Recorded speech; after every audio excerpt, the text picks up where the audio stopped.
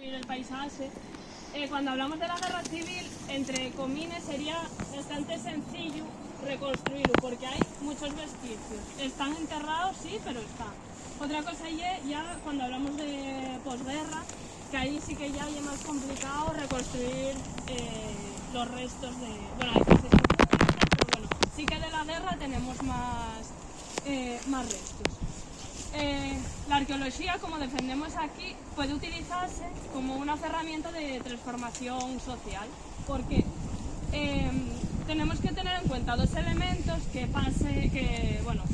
suceden durante el franquismo, que va a haber, por un lado, una voluntad de visibilidad, porque el paisaje va a llenarse de monumentos que quieran honrar al régimen, y va a haber una voluntad de ocultamiento consciente, y eso va a llevar un olvido, como son estos elementos o los campos de concentración, etc. Estas dos partes forman parte del paisaje en el que vivimos, por el que caminamos, pero una está asimilada, la parte que construye el franquismo, y otra está enterrada. La perspectiva arqueológica es importante porque estudia les dos traces, estudia les traces que formen parte de la memoria impuesta y estudia les traces que fueron expulsados de esa memoria y que hoy no se conocen. Entonces, ¿cómo la arqueología puede funcionar como una herramienta de transformación social? Pues, ya es muy fácil quitar una placa de un general franquista de una calle, pero ya es muy difícil, por ejemplo, quitar la Laboral de Xixón, sí, o el Arco de Triunfo de Madrid. Yo soy partidaria de que los nombres de los generales franquistas tienen que ser destruidos, evidentemente, o estatuas, que debe de haber alguna todavía por ahí que honra a algún general, etc. Pero sí que es verdad que no se debería de hacer tabula rasa con todo el paisaje que se construyó, porque en Alemania quiso en un primer momento hacer eso, pero dieronse cuenta que al eliminar todos los elementos constructivos que había levantado el franquismo, dejaban a las generaciones sin pruebas materiales de lo que había sido el nazismo. ¿Qué pasa? La cuestión está en cómo se conserven esos restos. Cómo se conserven esos restos en Alemania y cómo se conservan aquí. Aquí siguen siendo monumentos. Estamos familiarizados con esa monumentalidad de la Laboral, por ejemplo. Y eso es una intención que surge en el franquismo y que llega hasta hoy día. En nuestro imaginario, es la Laboral la monumentalidad de la Laboral está ahí, nadie la cuestiona. Entonces, la arqueología puede jugar un papel importante para desestabilizar este discurso totalitario en el que vivimos. ¿Cómo? Bueno, una forma muy sencilla sería contextualizando y explicando el paisaje, ¿no? Pues con carteles. Otro sería levantar contramonumentos que desestabilicen ese mensaje. Y otro, muy importante, sería contraponer estos restos materiales que están ocultos. Ahora, hace poco, hicieron un trabajo muy guapo en el Valle de los Caídos, por parte del equipo de González Ruibal, en el que excavaron las casas de los obreros esclavos que construyeron el Valle de los Caídos. El Valle de los Caídos tiene un simbolismo y una identidad construida por Franco. ¿Qué pasa ahora? Que se destapa esa otra parte que está oculta y permite contraponer ese discurso totalitario. No sé si me entendí. Entonces ya ahí donde juega un papel tan importante la arqueología, el poder evidenciar estas cosas. Voy a citar a dos autores, uno es Nicholas Sanders, que dijo: pocos objetos parecen tan humildes como los artefactos relacionados con la guerra, pero pocos tienen tanta fuerza para afrontar a las nuestras emociones. Francesc Torres dice: si la nuestra clase política fuera capaz de leer la historia de una hebilla de cinturón, no quedaría una sola fosa común, civil o militar por destapar, porque los objetos y la cultura material formen un papel muy importante en la nuestra imaginación y en la nuestra emoción. Y debajo, o sea, la monumentalidad de la Laboral, a lo que iba, o a la del Arco del Triunfo de Madrid, está inscrita en nuestra mente porque así Franco lo quiso. Pero González Ruibal tiene una frase muy guapa que debajo de la fantasía de poder escondes el espectro de lo reprimido. que lle este traballo arqueolóxico con el que podemos evidenciar toda esa historia que está oculta y que está enterrada. Como hablábamos abajo, lo que tenemos aquí es una trinchera. Durante julio, agosto del 37, ya iba cayendo, ya había más presión del ejército franquista, iban cayendo los frentes de Bilbao, el frente de Santander, pues se decide fortificar, ¿no?, en Piloña, porque ya empezaba a ser una zona sensible, ¿no?, que podrían recibir ya ataques directos. ¿Qué pasa con estas fortificaciones? Si os dais cuenta, el documento que por lo menos consultamos es de agosto del 37. La guerra acabó en octubre, prácticamente estamos ahí, hay muy poco tiempo. Entonces se llamó para fortificar a gente que no estaba en el frente por alguna razón, ¿no?, porque eran trabajadores esenciales en retaguardia o porque tenían algún tipo de problema que no les permitía combatir, y se llamaba gente de 16 a 60 años normalmente. Curiosamente, en la documentación que hay sobre Piloña, gente de 20 a 45 años. Eso me sorprendió mucho, porque esa franja de 45 a 60 todavía era gente que, bueno, podía trabajar, como ese, por alguna razón era esta gente que hacía. Lo precario del asunto es que se hizo también un listado por los pueblos de herramientas que se podían utilizar para hacer las trincheras. Ni siquiera había herramientas por parte del gobierno, del ayuntamiento en este caso, para poder facilitarles para que la gente trabajara y hiciese las trincheras.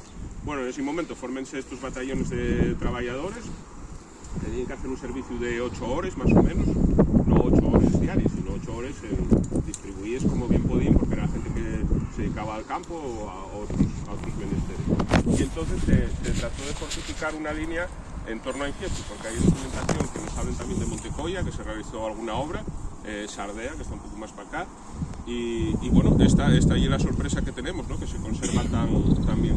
Si os dais cuenta, si os fijáis en ese matorral, es lo que encontramos la semana pasada cuando llegamos aquí. Y a base de desbrozarlo y limpiarlo, pues apareció prácticamente intacta. Tenemos que imaginarnos que tenía más profundidad, lógicamente, el paso del tiempo pues formató, lleno de tierra la trinchera. Aquí tenemos 25 metros de trinchera, probablemente sea un poco más amplia, si os dais cuenta queda un poquito por ahí, y luego unos metros por esa zona. Si os fijáis a mi espalda, tenemos un dominio visual impresionante. Todos estos árboles, estábamos comentándolo antes de empezar, son árboles jóvenes, con lo cual aquí estaría despejado, y si no estaba despejado pues se cortaría lo que impidiese la visión.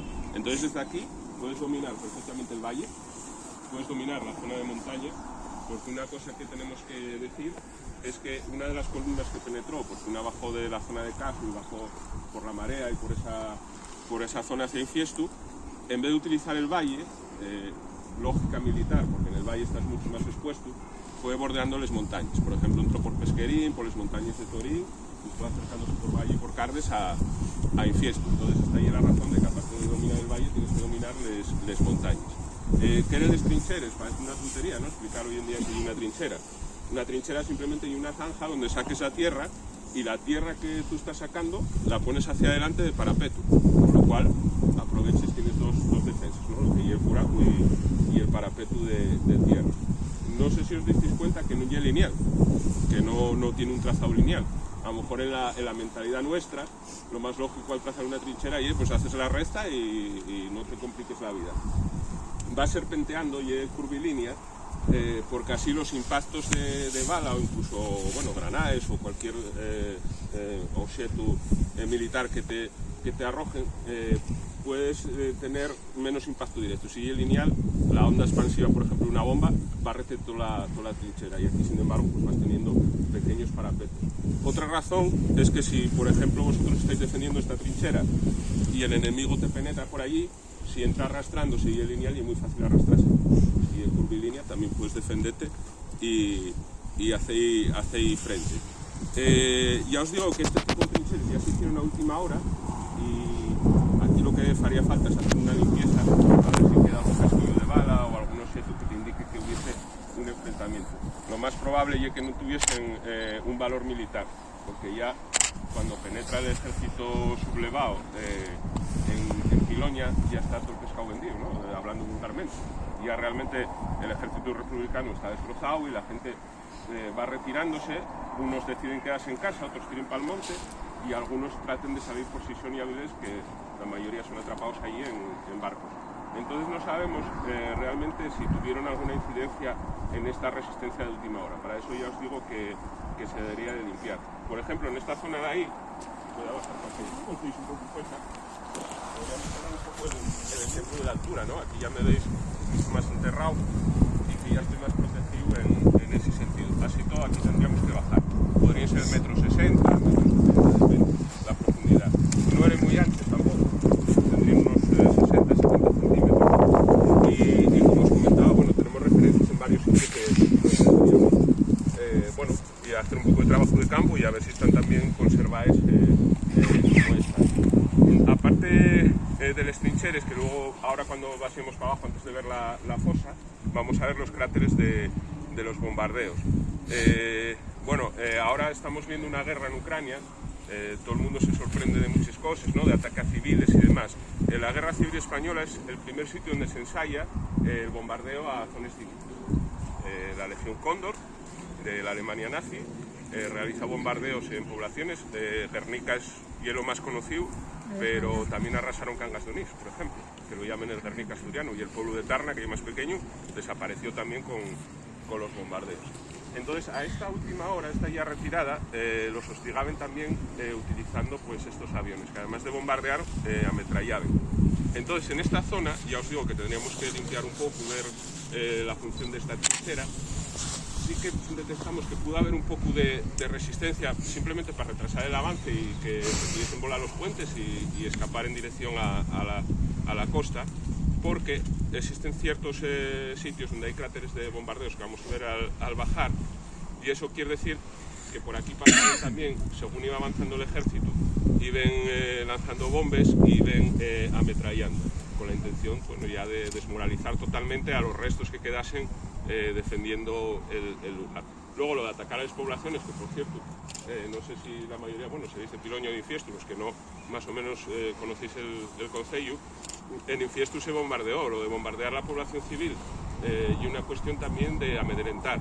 Es decir, si tienes apoyo en la población civil y tú bombardeas esos sitios, al final esa población civil pues tiene miedo, ya no resiste de tal manera tal. Entonces estos últimos bombardeos ya eran simplemente para que la entrada fuese una entrada pacífica, entre comillas, que no tuviesen resistencia allí. Hay fotografías de estos bombardeos que hicieron los propios franquistas, curiosamente.